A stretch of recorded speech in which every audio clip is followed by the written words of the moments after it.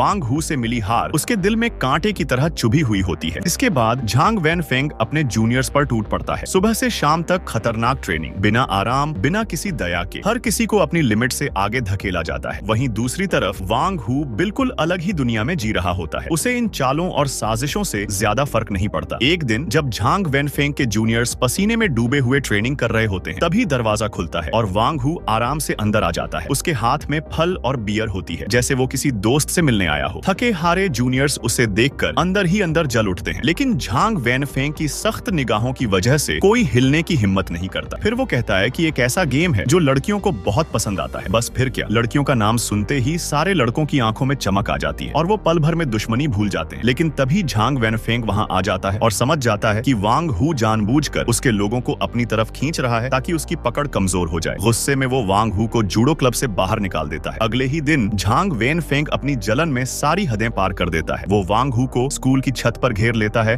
और खुलेआम धमकी देता है। माहौल इतना तनावपूर्ण हो जाता है कि देखने वालों की सांसें अटक जाएं। वांग हू डरने का नाटक करता है और फोन निकालता है। सबको लगता है कि अब ये किसी गैंग को बुलाने वाला है, लेकिन असल में वो वीडियो कॉल ऑन कर देता है और बड़े सुकून से कहता है कि जो धमकी अभी दी थी उसे फिर से बोलो और इस बार थोड़ा और जोर से, ताकि रिकॉर्डिंग अच्छी आए। झांग वैनफेंग पूरी तरह कंफ्यूज हो जाता है और उसे समझ ही नहीं आता कि वो सामने वाले को डरा रहा है या खुद बेवकूफ बन रहा है। इसी बीच कहानी में एंट्री होती है स्कूल की सबसे पॉपुलर लड़की शेन जियाई की। वो झांग वैनफेंग की क्रश है, लेकिन झांग वैनफेंग इतना भावनात्मक रूप से अनाड़ी है कि वो हमेशा उसे दूर ही रखता है। उसे लगता है कि किसी के करीब जाना उसकी कमजोरी बन जाएगा। दूसरी तरफ वांग हू बिल्कुल उल्टा है। वो जो महसूस करता है बिना किसी डर के सीधे कह देता है। एक दिन क्लास के बाद वो पूरे स्कूल के सामने शेन जियाई को दीवार के पास रोकता है और अपने दिल की बात कह देता है। यही एक पल पूरे स्कूल में हंगामा मचा देता है। झांग वैनफेंग का अहंकार पूरी तरह टूट जाता है और अब कहानी सिर्फ ताकत की नहीं बल्कि प्यार, जलन और बदले की जंग में बदल जाती है। वो बस ब्रेक के समय एक झपकी लेना चाहती है, लेकिन तभी उसे हल्के से महसूस होता है कि कोई अपने हाथों से उसके कान ढक रहा है। क्लास का शोर बाहर ही रह जाता है और जियाई को अजीब सा सुकून मिल जाता है। वो तुरंत दोबारा सो जाती है क्योंकि उसे पता है कि उसके पास कोई ऐसा इंसान है जो उसके लिए दुनिया की आवाजें भी बंद कर सकता है। सामने खड़ा वो लड़का कोई और नहीं बल्कि वांग हू है। नॉर्थ ईस्ट से आया वही ट्रांसफर स्टूडेंट जिसे अब पूरी क्लास स्कूल का हीरो मानने लगी है। लेकिन मजेदार बात यह है कि आज जिस वांग हू पर स्कूल की सबसे खूबसूरत लड़की भरोसा कर रही है, वही वांग हू सिर्फ 2 दिन पहले तक लड़कियों की फीलिंग्स समझने में पूरी तरह फेल था। जब उसने बिना सोचे समझे सख्त लहजे में अपने दिल की बात कही तो जियाई वहीं रो पड़ी थी। उसी पल वांग हू को एहसास हुआ कि उससे बहुत बड़ी गलती हो गई है। वो किसी को धमकाना नहीं चाहता था, वो तो बस अपने दिल की बात कहना चाहता था, लेकिन उसका अंदाज उल्टा पड़ गया। उस रात वांग हू को चैन नहीं मिला। उसे बार बार यही लग रहा था कि उसने अपनी पसंदीदा लड़की को